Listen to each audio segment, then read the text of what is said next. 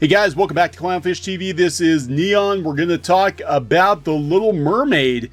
Yeah, Disney has actually issued a response to the backlash over Ariel's casting. We did a video on this last week. I think we had Geeky on, and she talked about the interesting trend of race swapping gingers, making gingers the characters that tend to more often than not get race swapped in pop culture.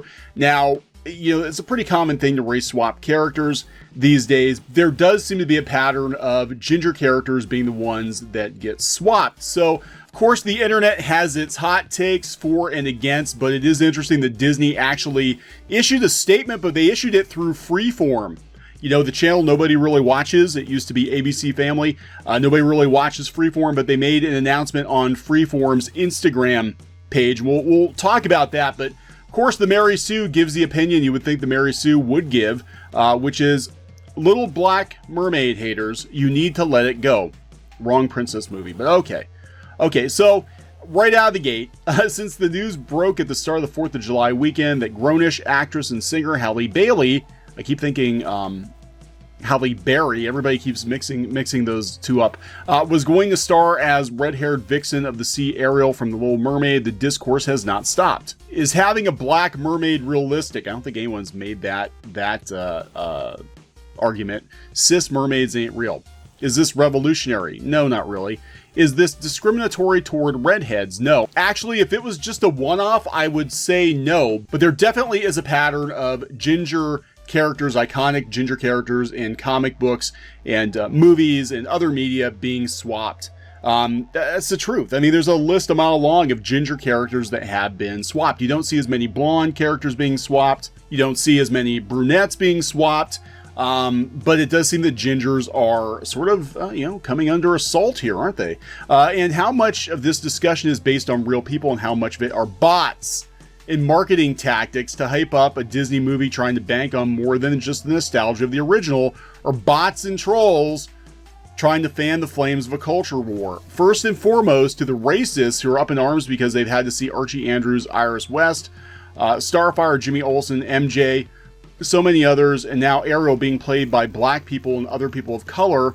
All I can say to you is orange is the new black, and we're coming for Poison Ivy next, so stay ready. Seriously, the hubbub about Ariel's race is the typical controversy anytime they cast someone non-white in a traditional white role. Yeah, sometimes there is controversy around it. There usually is. But I mean, again, it's just, I think the fact that we're talking about another redheaded character is really the issue here. Because it does seem that redheaded characters get swapped more often than not. So never mind asking if they're the right person for the job and if Ariel's race or ethnicity has anything to do with the story, but it automatically allows people to troll and talk about how this is a loss and make comparisons about, well, you wouldn't feel this way if it was Mulan, Tiana, Pocahontas. So now, what is interesting though about the Mary Sue is that they're actually, they think that maybe Disney's marketing machine is behind this. That's actually a pretty interesting position for the Mary Sue to take, because I'm inclined to agree. I think that there's definitely something else going on here. While I think that all these live action remakes are a waste of time, agreed. The bare minimum they can do is try and be creative and take risks where they can. I would agree with that to an extent. I think sometimes they go too far. Personally, I thought Maleficent was too far. Nobody wants to see her as a good guy.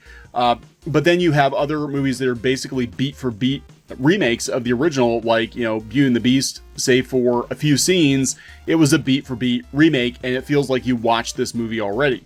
So I'll give them that. Really, I would like to see them stop making the live action remakes completely, but as long as they make money, Disney's going to cash in. The creatives are also well enough aware that as many people will choose to say not my Ariel, there will be 10 times more who will be taking their kids to this opening day, which brings up another issue. What is the intent behind the unceasing discourse? So here we've got Lindsay Ellis saying, I'll bet cash money this was fueled, if not started, by marketing, because that is the thing now and people still buy into it. Taking a moral stance against the outrage is great marketing for Disney though, so kudos. Yeah, I wonder if this is kind of what happened with Captain Marvel too. You don't want to be a hater, you don't want to be a misogynist, you better get on board. And anybody who calls shenanigans on these movies, anybody who backs Alita over Captain Marvel is an awful person. And many news outlets will take you to task for that. So I actually agree. With the Mary Sue. So as Lindsay Ellis brings up, Disney knows how to market these movies for audiences that are skeptical. They created hype around Beyonce playing Nala, a supporting role where she only gets half of a song. They put Emma Watson in the role of Belle, because on paper that made perfect sense. Will Smith as Genie, but only showing underwhelming shots to drum up the curiosity and think pieces. While there certainly are people out there who are racist and have no problem acting that way on social media for clout, it's true that companies, even ones I support like Disney, have no problem having POC in front of their movies and have no support behind the scenes. So Aladdin and Mulan, I just hope the film gives Halle the opportunity to shine. So yeah, I mean, are they saying that Disney might be doing this just to drum up controversy, which, you know, in their mind will lead to ticket sales? I don't know, because the word on the street from what we're gathering is that China, which is the biggest box office, these days for Disney. I mean, China's huge. It's definitely the biggest international box office. They're really not happy about the casting of The Little Mermaid. They like their redheaded Ariel. So I don't know how that's going to work for them, but it's very possible. This is all just a marketing stunt. So Bounding Into Comics actually has they have it on Mary Sue too, but we'll read it off of here and I'll show some other comparisons. But Bounding Into Comics has the statement from Disney via Freeform's Instagram. So it's not like we had a letter from Bob Iger that they put on the Disney.com site. This is like Freeform's social media manager posting something. So I guess this is coming from a Disney account. You can kind of count it as an official Disney statement, I guess. So here we've got, people making the comparisons of all the other live action adaptations and how they're pretty much dead on, right? I mean, they look like their animated counterparts for the most part. You know, going through the list here. And then we get to Ariel. And it's just like, not quite. But, they've got this Not My Ariel hashtag. Now, let's go down here and read Disney's statement, because this is really kind of like, what? In response to the criticism, Disney took to Instagram via way of Freeform to issue an open letter to the poor unfortunate souls. Again, we don't know who wrote this letter. We don't know if this is just like the intern or somebody at Freeform. We don't know. But it did come from an official Disney channel. Not the Disney channel, but from an official Disney account. So yes, the original author of The Little Mermaid was Danish. Ariel is a mermaid. She lives in underwater kingdom in international waters and can legit swim wherever she wants, even though that often upsets King Triton. Absolute zaddy. This has to be an intern. But for the sake of argument, let's say that Ariel, too, is Danish. Danish mermaids can be black because Danish people can be black. Ariel can sneak up to the surface anytime with her pal Scuttle and the Jamaican crab Sebastian, sorry Flounder, and keep that bronze base tight. Black Danish people, and thus merfolk, can also genetically, ! Have red hair. But spoiler alert, bring it back to the top. The character of Ariel is a work of fiction. So after all of this is said and done, and you still cannot get past the idea that choosing the incredible, sensational, highly talented, gorgeous Halle Bailey is anything other than the inspired casting that it is because she doesn't look like the cartoon, oh boy, do I have some news for you about you. Do I have some news for you about you? That news about you is probably the implication that you are a racist if you don't like the casting choice. Again, ethnically diverse Disney characters, and they still look like their cartoon counterparts. I'm just saying, this isn't a racism thing. I don't think. I understand where people are coming from. Do I think the best person should get the job? Absolutely. I do. But I mean, when you set the precedent that you're basically bringing these cartoons to life, and then you kind of, throw this in, yeah, people are going to be upset. They're going to be upset. I mean, they go to The Little Mermaid expecting it to be the Disney version of The Little Mermaid. with the redheaded mermaid. And again, it's compounded by the fact that, look, it is factual. There are a lot of redheaded characters that have been swapped out for African-American characters lately, within just the last like 5 or 10 years. This seems to be an ongoing thing. Again, you're not seeing blonde characters swapped out nearly as often as you are gingers. So yeah, the gingers are a little upset. Geeky's a little upset. So the top response on the Instagram post reads, "That was a very unprofessional written letter. I'm surprised that Disney allowed that. Someone is getting fired tonight." Are they? I don't know. This does look like, even this sounds like an intern. This sounds like an intern to me. It doesn't read like an official Disney correspondence. Another reads, "If y'all want to see a white Ariel, just watch the '89 movie." That's always the go-to. If you want the original, go watch the original. Well, here's the thing. Don't watch the remake. Just don't. You know what? Some people might not. And if you tell people to not watch the remake, I mean, you need to be selling them on the movie. You need to be selling people on the movie. You don't tell them, don't go see my movie. If you don't like it, don't go see it. They did this with Star Wars. They did it with Ghostbusters.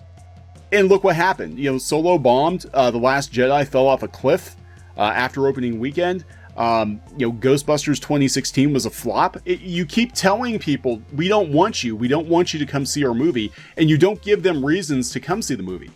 You don't give them reasons to come see the movie. You just tell them don't come. And they won't come. You tell them not to come. They won't come. Don't deny this opportunity for black people who grew up before Tiana without a black princess. Also, are we forgetting Disney did a live-action remake of Cinderella with Brandy? I vaguely remember that. Many years before the remake. The re-remake of Cinderella. It's not really fair to Halle Bailey to be stuck in the middle of all of this backlash. Like, if this is a marketing thing, like the Mary Sue is postulating that this is Disney marketing, just like, hey, let's see what happens if we cast a black Ariel. That'll drum up some buzz. That's not fair to Halle Bailey to get put in the crossfire of this cultural war. I don't think. I mean, I think she's a fine actress and singer. She doesn't need to be put in the middle of this, but she's going to be put in the middle of it. And it's going to be really super disgusting of Disney if they did that intentionally just to cause controversy, to drum up marketing support, to drum up, PR. Again, we don't know what the motivation was. Maybe it was just simply, look, we think she's the best person for the job, and I hope that is the case. I hope the movie is good. Every time one of these live-action Disney movies comes out, I'm like, I hope to God this is good. So far, there have only been like 2 that I really liked. I did like The Jungle Book quite a bit. I think The Jungle Book needed an update because the original movie wasn't quite the beloved classic that a lot of the others that they're going back to the well are. The Lion King, I don't think they should touch. I think it's probably going to be a beat-for-beat remake, and from what I've seen of it, it looks underwhelming compared to the animated version. I don't think it needs to exist. And then you have other ones like Dumbo that just like, why does this even exist? It's so far removed from the original. Why go back to this? So I don't know. This is another one. This is like one of the top 10 Disney movies of all time. It's a very iconic movie. And yeah, people are going to have opinions. They're going to have opinions about it. And again, it's not fair if they chose Halle Bailey specifically to goad people to drum up buzz. I hope that's not the case.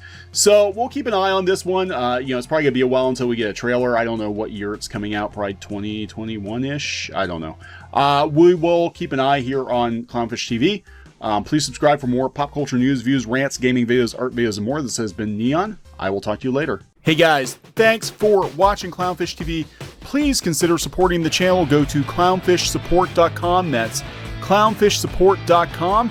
And if you want to join our community, go to clownfishtalk.com. That's clownfishtalk.com. Please subscribe, ring the bell for notifications. We will talk to you next time.